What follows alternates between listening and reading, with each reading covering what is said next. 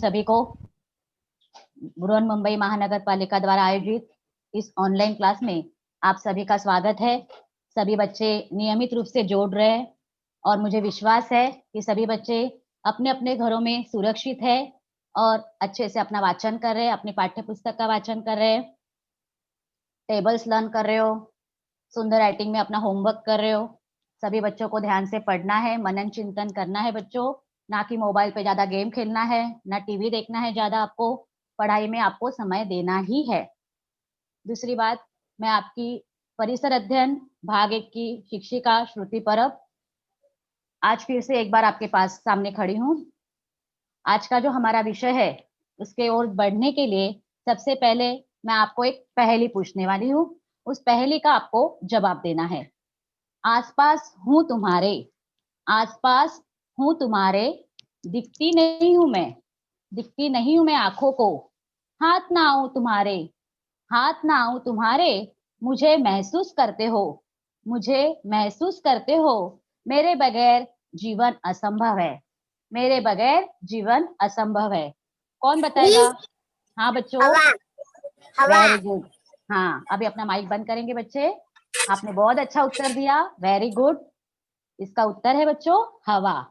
तो ये जो हवा है हमारे जीवन में अत्यंत मूल्यवान है। अन्न अर्थात हवा, भोजन और पानी, ये तीनों चीजें हमारे जीवन में अत्यंत महत्वपूर्ण है, अत्यंत आवश्यक है। तो आज का जो हमारा पाठ है 9 हवा, इसकी जानकारी हम आज के पाठ में लेने वाले हैं। मैं अभी अपनी स्क्रीन शेयर करती हूँ, सभी बच्चे ध्यान से देखेंगे।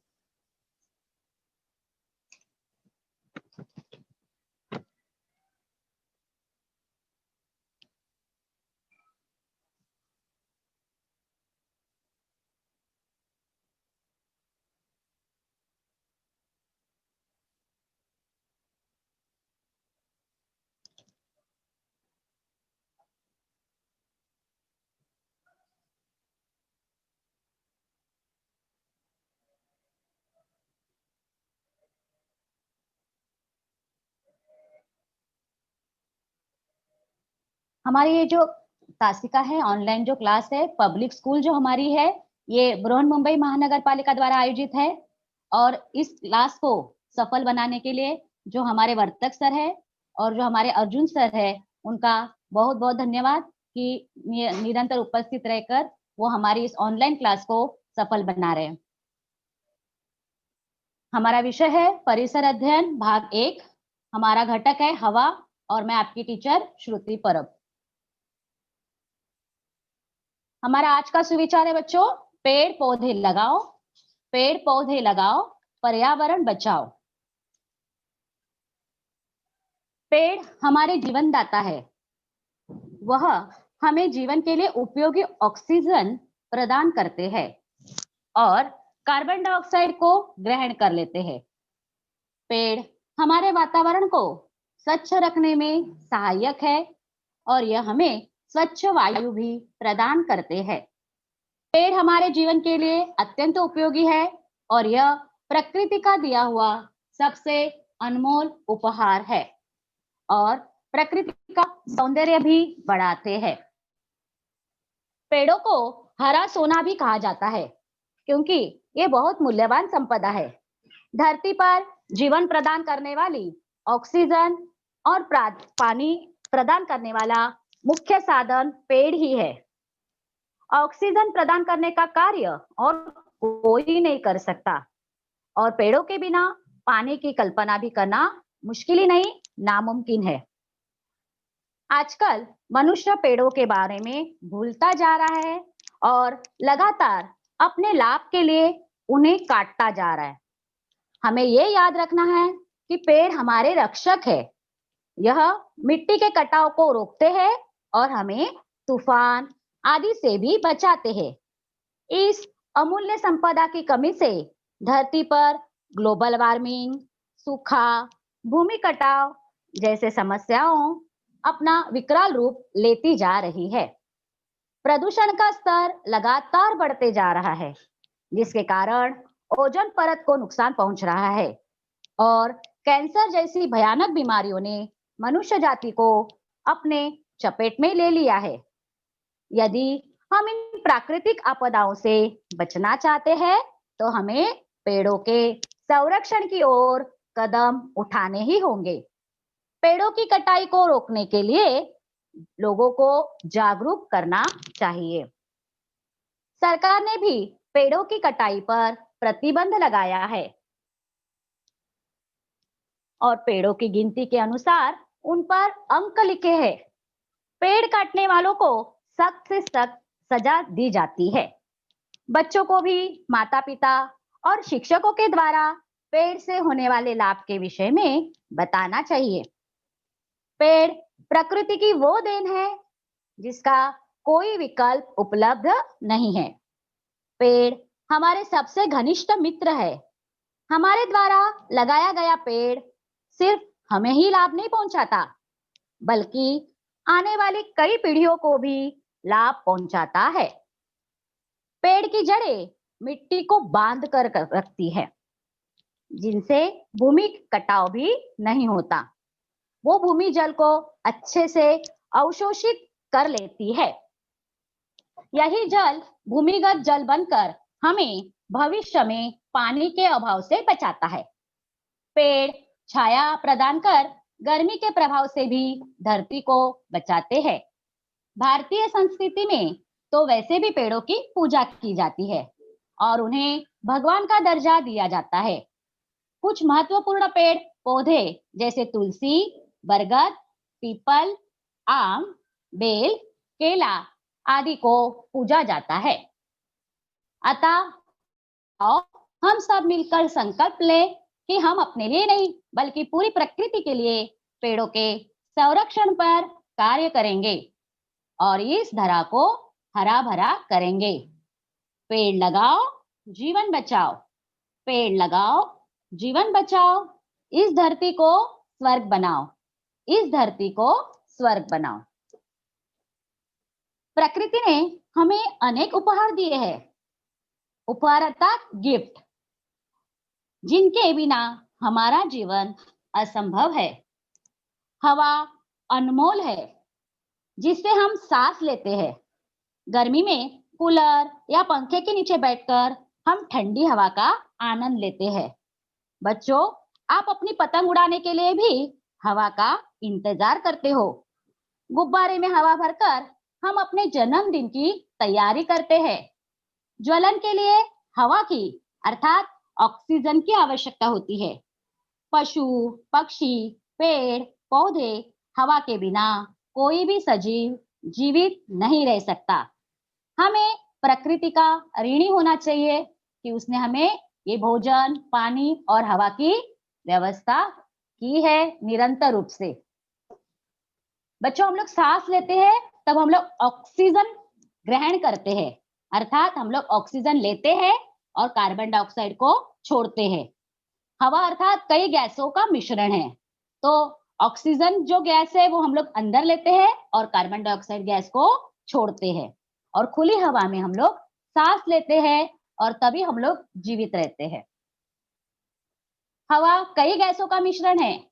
हवा में नाइट्रोजन गैस है, ऑक्सीजन गैस है और अन्य ऐसी कई गैसें हैं।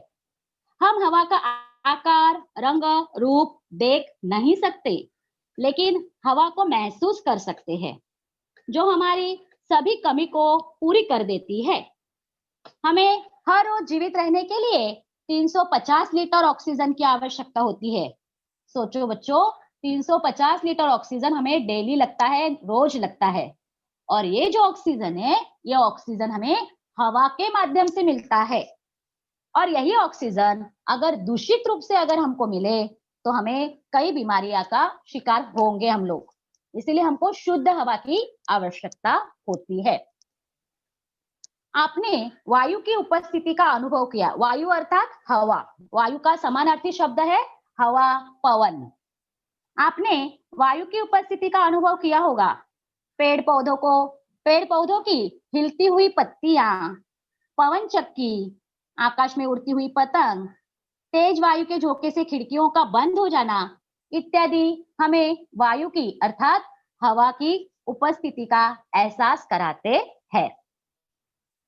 जब हम लोग कोई भी अगरबत्ती जलाते हैं या फिर कोई भी सुगंध है, वो हवा के माध्यम से तुरंत दूर दूर तक पहुंचती है। फिर वो सुगंध हो या दुर्गंध हो, हवा के माध्यम से वो हमारे तक या कहीं दूर तक पहुंच जाती है। तो सुगंध फैलाने का, दुर्गंध फैलाने का ये जो कार्य है, ये भी हवा के माध्यम से बच्चों होता है। देखो, फूल का सुगंध हम लोग नाक से लेते हैं, लेकिन उसका एहसास हमको हवा के माध्यम से ही होता है। गुब्बारे में हम लोग हवा भरते हैं। गुब्बारा जब हम लोग फुलाते हैं तो उसके अंदर हवा होती है और हवा के कारण गुब्बारे फूलते हैं और हम लोग उससे खेलते हैं। इस प्रकार से हर चीज हम लोग हवा के माध्यम से करते हैं। हवा ऑक्सीजन, नाइट्रोजन और कार्बन डाइऑक्साइड, जल वाष्प और धूल के कणों का मिश्रण ही हवा होता है। हवा कभी स्थिर रहती है तो कभी बहने लगती है। जब पृथ्वी पर कोई स्थान सूर्य के प्रभाव से, ताप से गर्म होने लगता है, तब उस स्थान की वायु भी गर्म होने लगती है। तापमान के बढ़ने के कारण उस स्थान की वायु फैलती है, जिससे उसका घनत्व कम हो जाता है। घनत्व अर्थात उसका वजन कम हो जाता है, अर्थात गर्म हवा हल्की हो जाती है। हल्की होने के कारण हवा वायुमंडल में ऊपर उठने लगती है। परिणाम ये होता है कि उस क्षेत्र में वायु का दबाव कम हो जाता है। वायु की इस दबाव को संतुलित करने के लिए अधिक दबाव वाले ठंडे स्थानों से भारी हवा इस स्थान की ओर बहने लगती है और इसी को कहते हैं हवा का बहना। मैंने बताया था गुब्बारे में हवा है। ये जो हम लोग साबुन के जो बबल्स उड़ाते हैं, ये भी हवा के माध्यम से ही बच्चों होता है।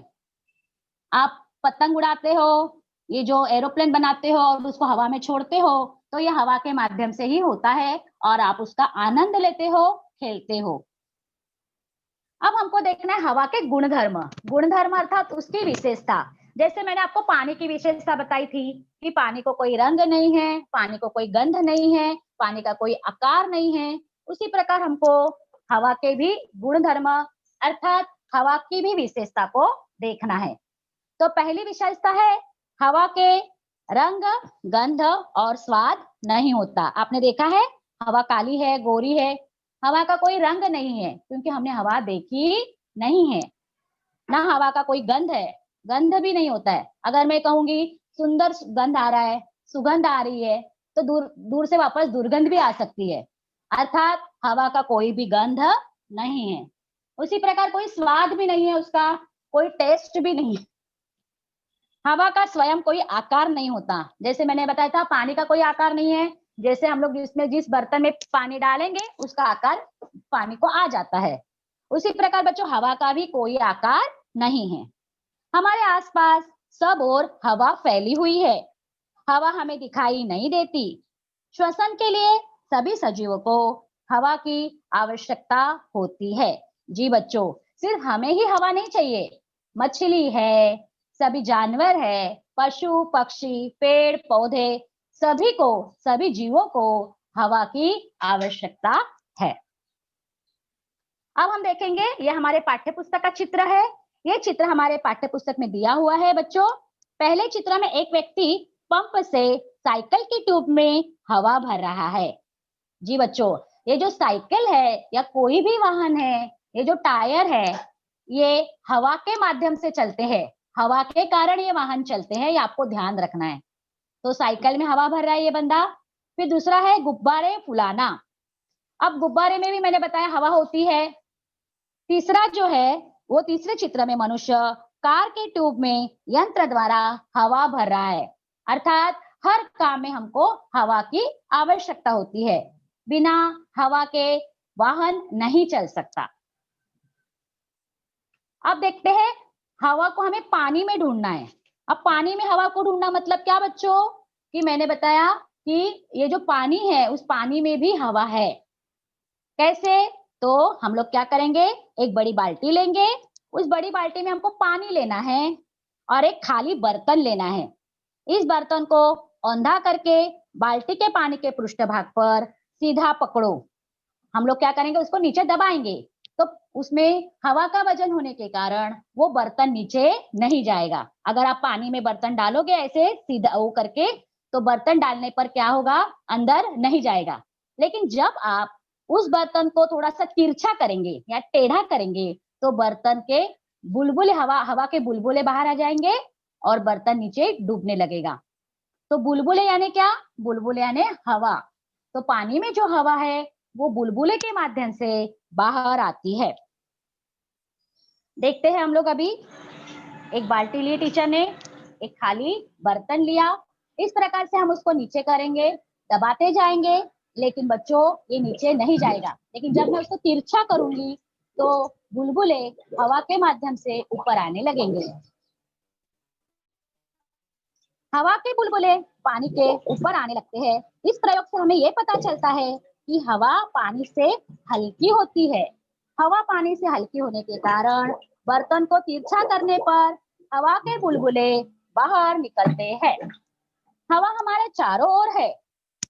हमें हवा आंखों से दिखाई नहीं देती, हम उसे महसूस करते हैं।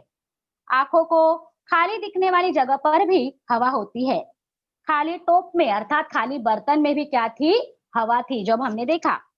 देखो फिर से एक बार, जो बर्तन था उसमें कुछ भी नहीं था, हमको आंखों से नहीं दिखाई दे रहा था, लेकिन दबाने पर हवा का वजन हमको मालूम पड़ता है बच्चों। और जब हम उसको तिरछा करते हैं तो हवा बुलबुले के माध्यम से बाहर आती है। अर्थात आंखों को खाली दिखने वाली जगह पर भी हवा होती है। खाली टोप में बर्तन में हवा थी, इसीलिए बुलबुले आते हैं। हवा हमारे चारों है, हम हवा आंखों से दिखाई नहीं देती, हम उसे महसूस करते हैं। अब अगला प्रयोग है बच्चों, वो भी आपको करके देखना है। और ये जो प्रयोग मैंने आपको बताया था, ये आप नहाने जब जाते हो तो नहाने की जो बाल्टी आपकी भरी होती है उसमें आप मग डालोगे। और मग कैसे डालोगे, पूरा ऐसे जैसे मैंने टोप डाला था वैसे। देखोगे आप मग नीचे नहीं जाएगा, लेकिन जब आप मग को थोड़ा सा तिरछा करोगे तो हवा के बुलबुले आपको देखने मिलेंगे। कल आप सब लोग ये प्रयोग नहाते समय करोगे। अगला जो प्रयोग है हमारा समाचार पत्र का है। समाचार पत्र के 4 समान भाग करने हैं और समान करके एक के ऊपर एक रखना है। सबसे ऊपर वाले कागज और नीचे वाले कागज के तह में अंतर दिखता है और उस पर आपको ध्यान देना है। इस प्रकार से आपको कागज एक के ऊपर एक रखते जाना है। बच्चों, समाचार पत्र या रद्दी के आकार वाले जो बड़े बड़े जो टुकड़े होते हैं, ये समाचार पत्र के पन्नों को अलग कर लो। अब प्रत्येक के 4 समान भाग बनाओ। कागज के इन समान आकार वाले टुकड़ों को फर्श के एक ऊपर रखो और ढेर तैयार करते समय फर्श के समीप वाले सबसे ऊपर वाले कागज की तह में तुम्हें जो अंतर दिखाई देता है उस पर ध्यान दो। कागज के सभी टुकड़ों को एक के ऊपर एक इस प्रकार रखने के बाद इस ढेर का निरीक्षण करो। ऊपरी और निचली परतों में जो अंतर है उस पर ध्यान दो। जब हम कागज पर कागज रखते हैं, फलतः निचले कागज ऊपर वाले कागज पर दबाए जाते हैं। नीचे वाले कागज की आपस में दूरी कम हो जाती है, जबकि ऊपर वाले कागज उसकी अपेक्षा अधिक खुले यानी बिना दबे हुए दिखते हैं। इससे क्या स्पष्ट होता है, देखो कागज का ये जो ढेर बनता है, इस प्रकार से हमको कागज रखने हैं एक के ऊपर एक। कागज का जो ढेर बना है उसमें जो कागज का फर्श के जितने समीप होगा उस पर ऊपर वाले अधिक कागजों को क्रियाशील दाब उतना ही अधिक होगा। अतः सबसे नीचे वाले कागजों की परत अधिक भार उठाती है, उसकी अपेक्षा ऊपर वाले कागजों पर भार कम होता है। वातावरण के संबंध में भी यही नियम लागू होता है।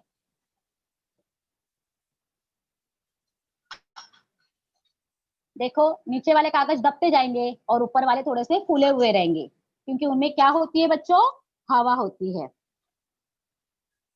इस प्रकार से आप घर में प्रयोग करके देख सकते हो। कागज को एक के ऊपर एक रख के जो नीचे वाले कागज है पूरे दब जाएंगे, क्योंकि उनका वजन उनके ऊपर आ जाता है और ऊपर के थोड़े से खुले रहेंगे क्योंकि उसमें हवा भरी रहती है। तो ये प्रयोग आप करके देखोगे। अब अगला है हमारी विशेषता, वायु स्थान घेरती है। अर्थात क्या, ये जो हवा है ये हवा को जगह लगती है।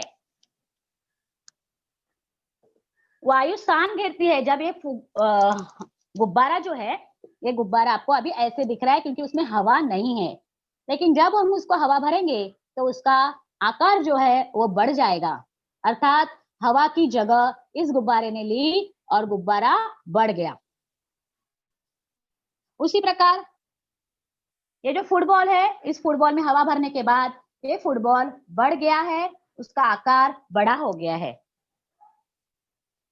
और यही नियम होता है हमारे दैनिक उपयोग वाली कई वस्तुओं में। उच्च दाब देकर हवा भरी जाती है, जैसे साइकिल की ट्यूब है, टायर है, वाहनों की ट्यूब है, हवा वाली तकिया है या कोई भी फुटबॉल हो। तो बच्चों, हवा से ही वाहन चलते हैं, ये बात आप ध्यान में रखो। अगला हमारा टॉपिक है बच्चों वातावरण। अब वातावरण यानी क्या आपको समझना है। बच्चों, हम लोग पृथ्वी पर रहते हैं, आपको पता है। और ये जो हमारी पृथ्वी है इसका आकार कैसे है, गेंद जैसा गोलाकार है। इस पृथ्वी के ऊपर चारों ओर क्या है, हवा है। पृथ्वी के चारों ओर पाए जाने वाले हवा के आवरण को ही क्या कहते हैं, वातावरण। मैं बाद में आपको पूछने वाली हूँ। पृथ्वी के चारों ओर पाए जाने वाले हवा के आवरण को ही वातावरण कहते हैं। हम पृथ्वी से जैसे जैसे दूर जाते हैं वैसे वैसे वातावरण की हवा की परतें विरल होती है। अतः पृथ्वी के पृष्ठभाग के समीप वाली हवा की परतें सर्वाधिक सघन होती है। इसकी अपेक्षा ऊपर की परतें क्रमशः विरल होती है। अतः ऊंचाई पर स्थित हवा विरल होती है। पानी तथा हवा में गैसीय रूप होता है। पृथ्वी के चारों ओर वाले हवा के आवरण को वातावरण कहते हैं। यदि सैर के लिए ऊंचाई पर जाते हैं तो साथ में बच्चों ऑक्सीजन का सिलेंडर लेके जाते हैं। देखो उनके पीठ पर ऑक्सीजन का सिलेंडर है। क्यों लेके जाते हैं? मैंने बताया था कि हम लोग ऑक्सीजन ग्रहण करते हैं और कार्बन डाइऑक्साइड छोड़ते हैं। तो हवा में जो ऑक्सीजन है उससे ही हम लोग जीवित रहते हैं।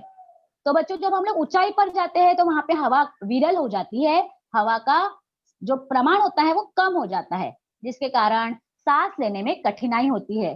तो ये जो ऑक्सीजन का सिलेंडर है उसके माध्यम से वो लोग सांस लेते हैं और उसके कारण वो जीवित रह सकते हैं। यदि सैर के लिए ऊंचाई वाले स्थान पर जाए तो श्वसन में कठिनाई होती है, क्योंकि ऊंचाई वाले स्थानों पर हवा विरल होती है। आपको विरल, ये जो शब्द है ध्यान रखना है। विरल, विरल यानी कम होना। इसलिए हमें जितनी ऑक्सीजन चाहिए उतनी ऑक्सीजन मिलना कठिन हो जाता है। इसलिए उसकी आपूर्ति के लिए तेजी से हम लोग श्वसन करने लगते हैं और हमें सांस लेने में कठिनाई होने लगती है। पृथ्वी से लगभग 50 किलोमीटर ऊंचाई तक हवा फैली हुई है।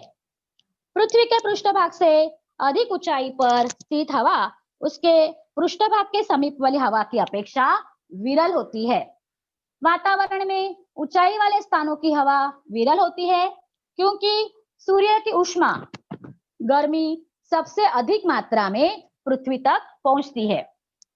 पृथ्वी के पृष्ठभाग के समीप वाली हवा गर्म होकर फैलती है। वह हल्की होने के कारण ऊंचाई स्थानों की हवा विरल होती है। पूरी हवा के 5 समान भाग करें तो उसका एक भाग ऑक्सीजन का होता है। देखो 5 भाग करेंगे तो एक भाग क्या होगा उसका, ऑक्सीजन। मतलब हवा क्या है, हवा गैसों का मिश्रण है। कौन कौन सी गैसें? Nitrogen gas, oxygen gas, carbon dioxide और वाष्प। तो मैंने अभी क्या बताया था आपको, ये जो ऑक्सीजन है ये 1% है। पृथ्वी के समीप वाली हवा की परतें ऊपरी वाली परतों की अपेक्षा अधिक भार उठाती है। श्वसन और ज्वलन के लिए हवा के ऑक्सीजन का उपयोग होता है। पृथ्वी के चारों ओर हवा का आवरण है। हवा में सम्मिलित गैसें मैंने आपको बताया। गैसों में क्या क्या है? नाइट्रोजन, ऑक्सीजन, कार्बन डाइऑक्साइड आदि भारी गैसें, जबकि शेष गैसें हल्की गैसें और वायुमंडल के ऊपरी भागों में स्थित है। कार्बन डाइऑक्साइड एवं ओजोन अस्थायी गैसें है, जबकि नाइट्रोजन, ऑक्सीजन, हाइड्रोजन और नियोन स्थायी गैसें है। ये उसका प्रमाण है। हवा में एक घटक ऐसा होता है जो ज्वलन में सहायक होता है। ज्वलन अर्थात हम लोग जो जलाते हैं उसको कहेंगे ज्वलन। जैसे हम लोग चूल्हा जलाते हैं, गैस जलाते हैं, लकड़ी जलाते हैं, उसे क्या कहेंगे बच्चों? मोमबत्ती जलाते हैं, उसे कहेंगे ज्वलन। तो ज्वलन के लिए हमको क्या चाहिए? ऑक्सीजन चाहिए। और ये ऑक्सीजन कहाँ से मिलेगा? हवा से। हवा में एक घटक ऐसा होता है जो ज्वलन में सहायक होता है, उसे ऑक्सीजन कहते हैं। पृथ्वी का वातावरण हवा द्वारा बना है। इस वृत्त के 5 समान भाग किए हैं, इनमें से एक भाग के बराबर हवा में क्या है बच्चों? ऑक्सीजन है। अब हमको प्रयोग करना है, आप भी इसको घर में कर सकते हो। इसके लिए आपको क्या क्या चाहिए? एक थोड़ी गहरी कांच की एक तश्तरी लो, उसमें एक मोमबत्ती खड़ी करो, तश्तरी में पानी भरो और मोमबत्ती जलाओ। जब मोमबत्ती पर कांच का एक गिलास उलट कर रख दो, मतलब जो मोमबत्ती आप जलाओगे उसके ऊपर आपको क्या रखना है? कांच का ग्लास।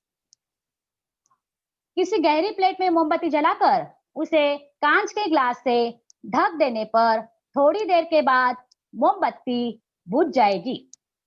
ऐसा क्यों होता है? क्योंकि हवा में एक घटक है जो ज्वलन में सहायक होता है, और इस घटक को क्या कहते हैं?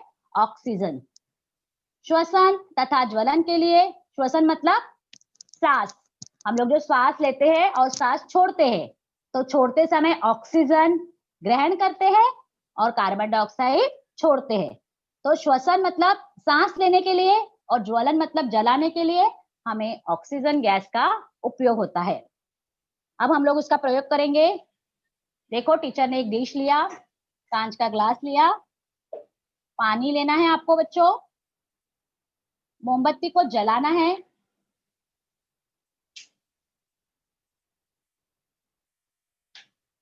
दूसरी मोमबत्ती भी हम लोग एक जला के रखेंगे ताकि हमको मालूम पड़ेगा कि कौन सी मोमबत्ती बुझेगी और कौन सी जलेगी।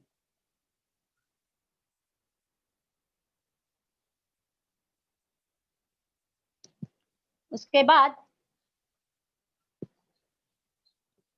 आपको पानी डालना है प्लेट में।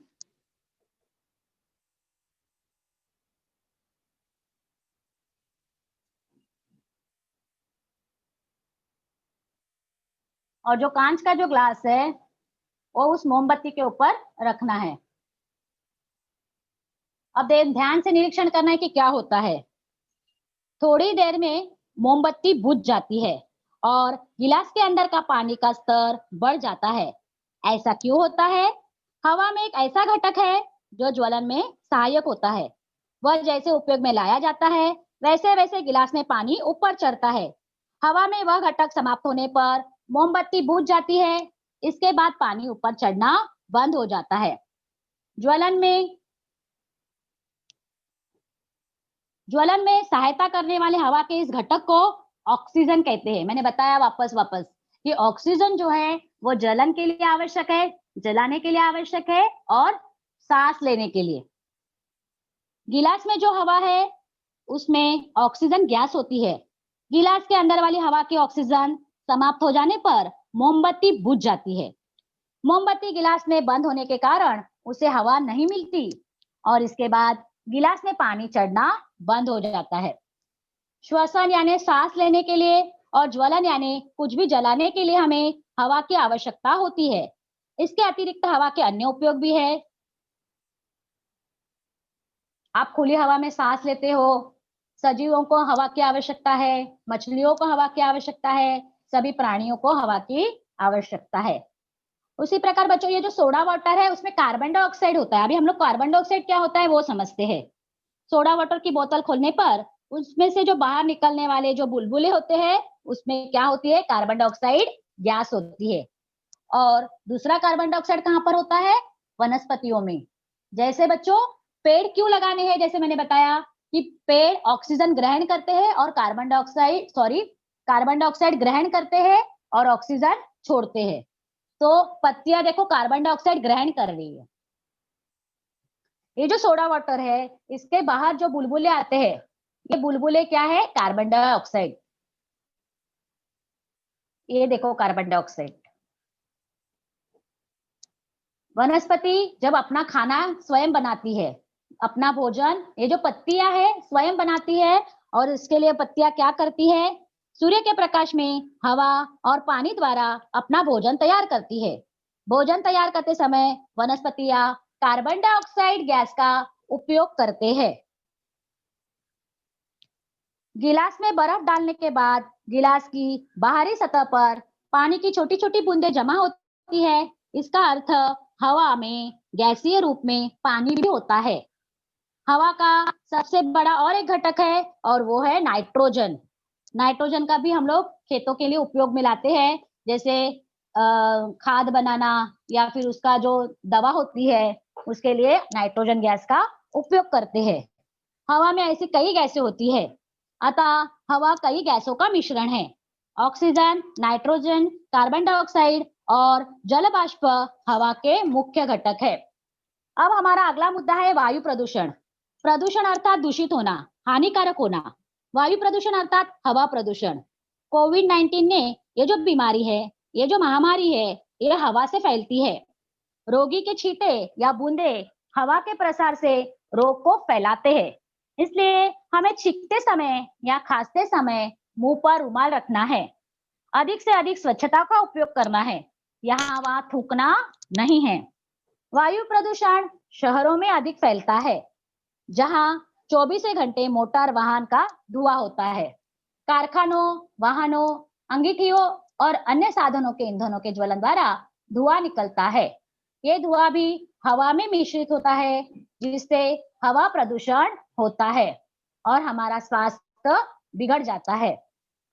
मोटर वाहनों का धुआं तथा कल कारखानों का काला धुआं अपना प्रकोप बढ़ा रहा है और विभिन्न प्रकार के रोग बीमारियों को फैला रहा है, जिससे हमारा स्वास्थ्य खराब होता है।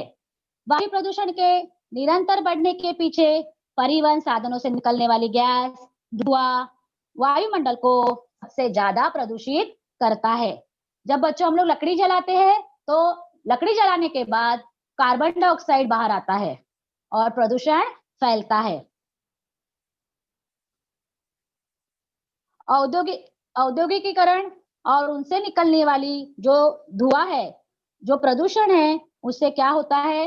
बीमारियां होती है, हम लोग बीमार पड़ जाते हैं, हमारा स्वास्थ्य खराब हो जाता है। तो वायु प्रदूषण को, ये जो वायु प्रदूषण है इस प्रकार से बढ़ता है, देखो, कारखानों से। और इसे कम करने के लिए हमको क्या करना चाहिए बच्चों? हमको पेड़ लगाने चाहिए। हर एक को अलग अलग गाड़ी में नहीं जाना चाहिए। एक ही गाड़ी में अगर सब लोग ट्रैवलिंग करेंगे तो उतना धुआं कम हो जाएगा। कम से कम हमको ईंधन को जलाना है। साइकिल का उपयोग करना है, ताकि साइकिल से क्या हो जाता है? प्रदूषण नहीं होता, धुआं नहीं निकलता। वायु प्रदूषण को के जो स्तर है उसको कम से कम करने के लिए हमें अपनी क्रियाकलापों में बड़े स्तर पर परिवर्तन लाने होंगे। पेड़ों को काटना नहीं चाहिए। पेड़ कार्बन डाइऑक्साइड ग्रहण करते हैं और ऑक्सीजन हवा में छोड़ते हैं। हमें प्रदूषण रहित, धुआं रहित परिवहन का प्रयोग करना चाहिए। कल कारखानों की स्थापना आवासीय क्षेत्रों में करनी चाहिए। इसीलिए हम सभी की जिम्मेदारी है कि हम अपनी भूमिकाओं को निभाने के लिए प्राकृतिक तरीकों को अपनाएं और पर्यावरण को स्वच्छ रखने में योगदान दें। देखो, ये भी हवा प्रदूषण का कारण है, जिससे वनस्पतियों को भी नुकसान होता है। हम भी बीमार पड़ते हैं उससे। कल कारखाने हमको दूर लेने हैं, ना कि जहाँ पे ज्यादा बस्ती है, जहाँ पे अधिक लोग रहते हैं, वहां पर उसको नहीं रखना है। इस प्रकार से पेड़ पौधे लगा के हम लोग प्रदूषण को कम कर सकते हैं। बच्चों, आप सदैव ध्यान में रखो, कोयला, पेट्रोल, डीजल आदि ईंधनों को जलाने से जो धुआं हवा में मिल जाता है, इससे स्वास्थ्य बिगड़ सकता है। कारखानों, वाहनों, अंगीठियों और अन्य साधनों के ईंधनों के ज्वलन द्वारा धुआं निकलता है और ये धुआं भी हवा में मिश्रित होता है। वनस्पतियां अर्थात पेड़ पौधे हरियाली वातावरण के कार्बन डाइऑक्साइड को कम करती है वनस्पतियां अपना भोजन बनाते समय कार्बन डाइऑक्साइड को ग्रहण करते हैं, जिसके कारण हमें अच्छी ऑक्सीजन मिलती है। कार्बन डाइऑक्साइड का उपयोग करते हैं वो, और कम मात्रा में हमें क्या मिलता है, ज्यादा से ज्यादा हमको ऑक्सीजन मिलती है। आज से हम क्या करेंगे, पेड़ लगाएंगे, पेड़ बचाएंगे। इस प्रकार से देखो बच्चों, जो स्मोकिंग करते हैं, स्मोकिंग से भी वायु प्रदूषण होता है, बीमारियों का फिर कारण हो जाता है। इसके लिए हमको क्या करना है, हवा प्रदूषण को रोकना है, आग बुझाने के लिए। ये ओजोन की जो परत है, ये भी हमारे हवा की महत्वपूर्ण घटक है। ऐसे कई गैसों का उपयोग हम लोग अपने इलेक्ट्रिसिटी में करते हैं, जैसे एसी है, फ्रिज है, कूलर है, इन सब चीजों में गैसों का उपयोग होता है।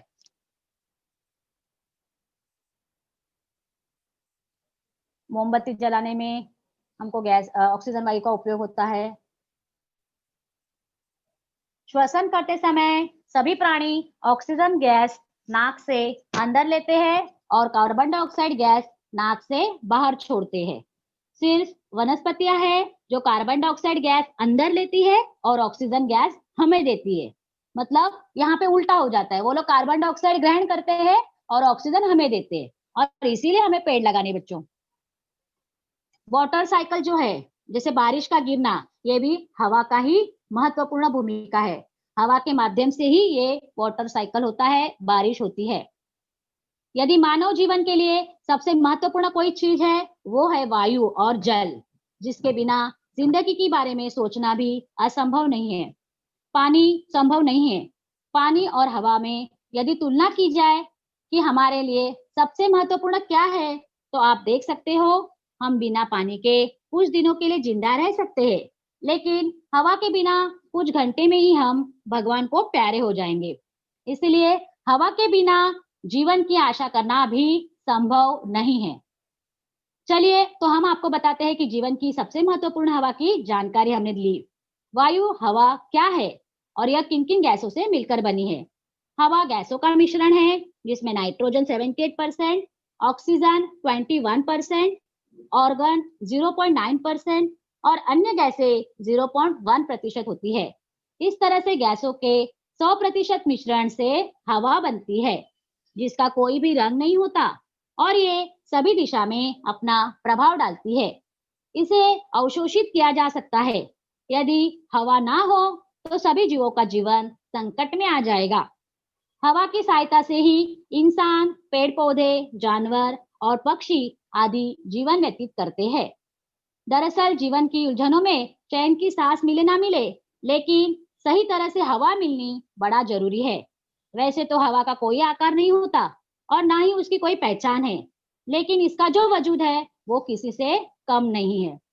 हम हवा का आकार, रंग, रूप देखे ना देखे, लेकिन हवा को हर तरह से महसूस कर सकते हैं, जो हमारी सभी कमी को पूरी कर देती है। जीवन में इसके समान उपयोगी कोई नहीं है। इसीलिए हमें हवा के महत्व को समझने की आवश्यकता है, क्योंकि आज वायु प्रदूषण के कारण वायु दूषित हो रही है और बीमारियां फैल रही है।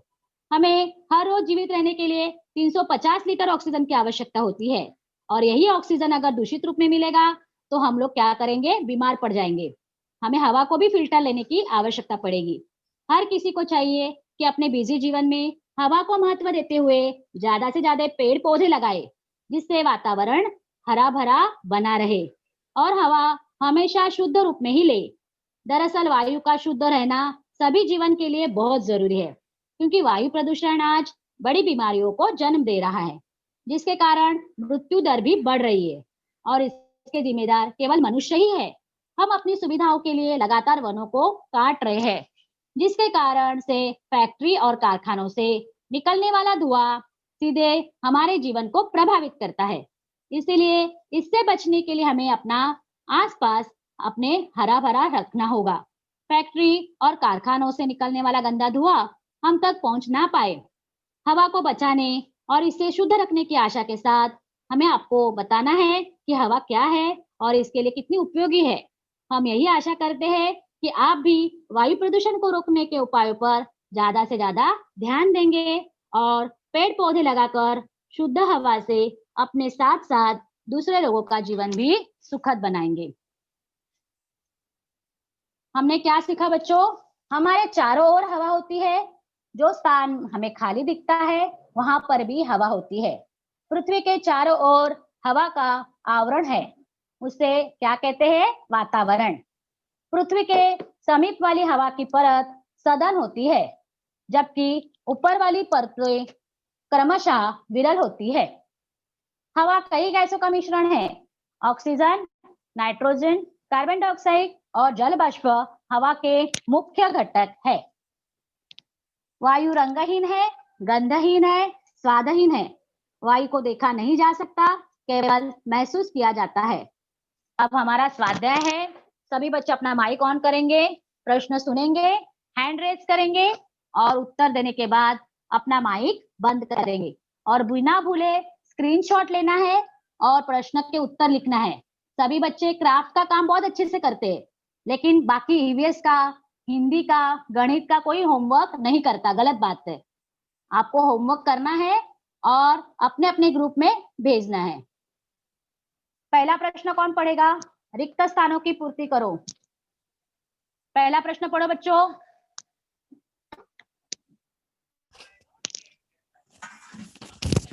खुशी, पहला प्रश्न पढ़ो। खाली बर्तन में भी हवा होती है। खाली बर्तन में क्या होती है? हवा। हमने देखा ना आज प्रयोग करके, आपको भी ये सब करना है, ठीक है? दूसरा प्रश्न कौन पढ़ेगा? टीचर मैं खुशी। हाँ पढ़ो बेटे। पृथ्वी के पृष्ठभाग से ऊंचाई पर हवा उसके पृष्ठभाग के समीप वाली हवा की अपेक्षा विरल होती है। विरल मतलब कम कम होती जाती है। मैंने आपको बताया था ये बात। स्क्रीनशॉट लेना है बिना भूले। हाँ आपको। तीसरा प्रश्न कौन पढ़ेगा? हवा के 5 समान भाग करे तो उसका एक भाग ऑक्सीजन का होता है। मैंने बताया था, जो हम लोगों ने अगर 5 भाग करेंगे हवा के, तो एक भाग क्या होता है उसका? ऑक्सीजन होता है। ओके, नंबर 4 पढ़ो। शांकनील। पृथ्वी। टीचर मैं पढ़ो। अंजलि। शांकनील। अच्छा अंजलि पढ़ो बेटा। पृथ्वी के जमीन पर वाली हवा की परतें उपयोग वाली परतों की अपेक्षा अधिक भार उठाती है। देखा था हम लोगों ने कि ऊंचाई पर क्या होता है, जो ऊपर की जो परतें है वो क्या है? विरल होती है, और पृथ्वी के समीप वाला हवा जो होती है वो अधिक भार वाली होती है कि नहीं? इसीलिए हम लोग खुली सांस ले पाते हैं। स्क्रीनशॉट लिया बच्चा? Yes teacher. चलो अभी शांकनील पढ़ेगा। पहला प्रश्न पढ़ो। प्राची तुम पढ़ोगी। अपना माइक म्यूट अनम्यूट करो। टीचर मैं पढ़ूं? कौन? अंजलि। हाँ पढ़ो। हमारी दैनिक उपयोग की इन वस्तुओं में उच्च दाब देकर हवा भरी गई है। उत्तर साइकिल और वाहन के पहले में फुटबॉल में है कि नहीं? हमने देखा था कि जो साइकिल का जो टायर होता है, कोई भी वाहन के जो टायर होते हैं उसमें हवा भरी होती है, फुटबॉल में हवा भरी होती है। तो ये हमारे दैनिक उपयोग वाली जो चीजें है कि नहीं? दूसरा प्रश्न कौन पढ़ेगा? मैं। टीचर मैं। नाम बोलो बेटे। सोनल। हाँ पढ़ो। लकड़ी या कोयला जलाने पर हवा में क्या कौन सा पदार्थ मिश्रित होता है? उत्तर लकड़ी या कोयला जलाने पर हवा में कार्बन डाइऑक्साइड मिश्रित होता है। मैंने बताया था कि जब भी हम लोग कोई भी लकड़ी जलाते हैं तो कार्बन डाइऑक्साइड वायु जो होती है वो मिश्रित हो जाती है और हवा उसके कारण दूषित हो जाती है। ठीक है, अभी कमलेश आप पढ़ोगे। हैंड रेज किया आपने। जीविका है, जीविका पढ़ो बेटा। मिस मैं पढ़ूं? कौन? दिव्यांश। हाँ पढ़ो बेटा। पानी के उबलने समय हवा में क्या मिश्रित होता है? उत्तर, पानी के उबलते समय हवा में वाष्प भाव मिश्रित होता है। हाँ, मैंने बताया था हवा जो है उसमें क्या है, पानी भी है, लेकिन पानी गैसीय रूप में है, बाष्प के रूप में है। स्क्रीनशॉट लेना है और सुंदर राइटिंग में आपको घर में उसको लिखना है और टीचर को भेजना है। एक वाक्य में उत्तर लिखो। पहला प्रश्न है, वातावरण का क्या अर्थ है? वातावरण अर्थात क्या, कौन बताएगा? मीरा देवी बताओ बेटा, मीरा देवी। पृथ्वी के चारों ओर वाले हवा के आवरण को वातावरण कहते हैं। Very good. पृथ्वी के चारों ओर जो हवा का आवरण है उसे क्या कहेंगे? वातावरण। और ये सब उत्तर भी मैंने आपको इसलिए लिख के दिए हैं ताकि आप सही से लिखोगे, कोई भी मात्रा की गलती नहीं करोगे, कोई भी उत्तर की गलती नहीं करोगे। इसीलिए मैंने आपको प्रश्न और उत्तर दोनों दिया हुआ है। स्क्रीनशॉट लेना है और सुंदर राइटिंग में आपको लिखना है। ज्वलन में सहायता करने वाले हवा के घटक को क्या कहते हैं? हमने मोमबत्ती का जो प्रयोग किया, याद करो। नितिन कुमार बताओ बेटा इसका उत्तर। सलमान आप बताओगे? सलोनी बताओ। कौन बता रहे बेटा? ज्वलन से सहायता करने वाले हवा के घटक को ऑक्सीजन कहते हैं। ऑक्सीजन क्यों चाहिए हमको? एक जलाने के लिए, ज्वलन के लिए, और दूसरा श्वसन के लिए ऑक्सीजन की आवश्यकता है। भोजन तैयार करते समय वनस्पतियां किस गैस का उपयोग करती है? कौन बताएगा? मैं। हाँ बताओ, बताया था मैंने। भोजन तैयार करते समय वनस्पतियां carbon dioxide carbon dioxide gas का उपयोग करती है। बोलो बेटा, कार्बन डाइऑक्साइड।